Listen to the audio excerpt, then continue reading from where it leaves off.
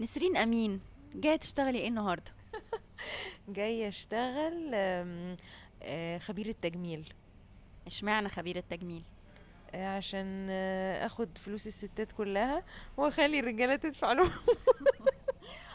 يعني وكأن ده ما بيحصلش اوريدي، صح؟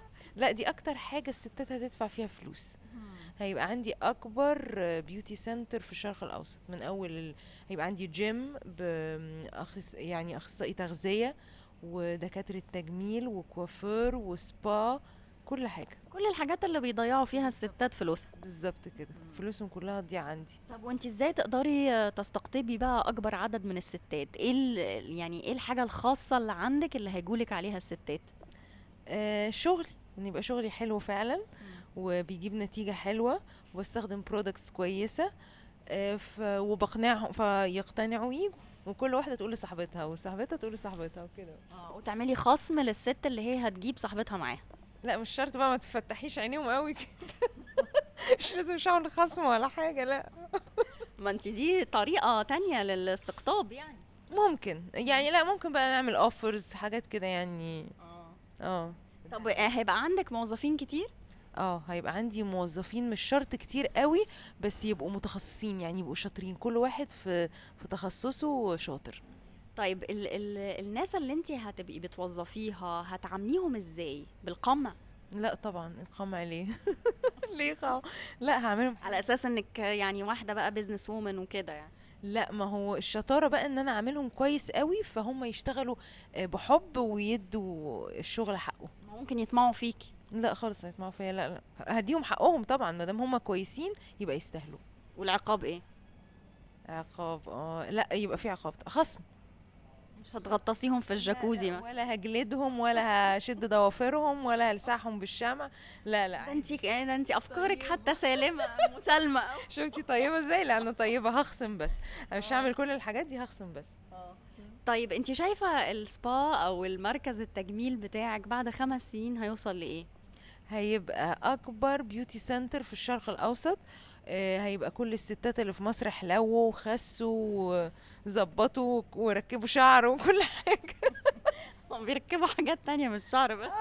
شعر بقى ورموش وضوافر وكده وسنان وكله. وبعدين يبتدي بقى يجيلي زباين من الشرق الاوسط، يعني يجيلي ناس من بره بقى عشان سمعة البيوتي سنتر بقت عالمية. هتجيبي اجانب موظفين اجانب ولا هتجيبيهم بس مصريين؟ لا، كده وكده مش شرط. انا الشرط عندي الشطارة مش الجنسية.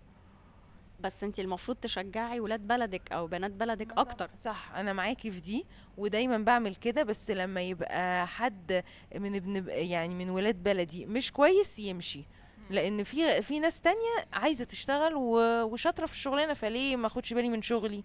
طب ما تديهم كورسات. ما انا هديهم كورسات، حاضر. افهمتك لا، بس. ما هو طبعا، بصي، هم كلهم واخدين كورسز، في كل واحد في مجاله. مم. واخد كورسز، ما انا ممكن ابقى واخده كورس بس مش بشتغل بضمير ومش بشتغل كويس. مم. فهماني؟ مم. لكن اللي هيبقى واخد كورس ويشتغل كويس وبضمير، طبعا يقعد وتمام وعلى عيني وراسي، لكن اللي ما يشتغلش كويس يمشي. طيب ايه المقومات في نسرين امين اللي ممكن انتي شايفاها ان هي تبقى نقاط قوة تخلينا ان احنا نديكي الوظيفة دي؟ مم، ان انا بعمل رجيم وبلعب رياضه. ده يعني ده كافي بالنسبة لك؟ لا، حابه الشغل ها. وبحب الموضوع ده، واحب ان الستات تبقى دايما في احلى صوره. يعني حطاها كده ستيب باي ستيب او خطوة خطوة، هتعملي ايه في السنة الاولى في السنة التانية؟ على فكره انتي ابتديتي يعني تقنعيني بالموضوع ده فعلا، وانا ابتديت افكر فيه بجد. بجد؟ ان انا فعلا ممكن اخد حته ارض كبيره مم. و... ومحتاجه بقى شريك او شريكه، ونخش بقى نعمل البيوتي سنتر ده، لان انا فعلا ممكن ابقى كويسه جدا في الموضوع ده. طب ما انتي كده يعني هتديني بونص على اللي انتي بتقوليه ان انا ممكن اكون نسبة. ساعدتك. نسبة، صح؟ نسبة. لا، ممكن تيجي ممكن مرة في الشهر فور فري. مستشارة. لا، فور فري، يعني تعملي كل اللي انت عايزاه في السبا.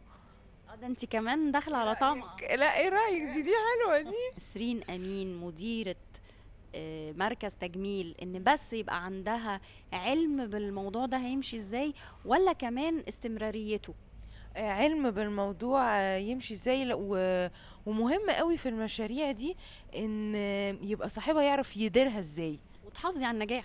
اه، ما هو دي من ضمن الإدارة، يعني يدير العمال ازاي ويفضل ويقدر يكمل زي ما انتي بتقولي، صح فعلا.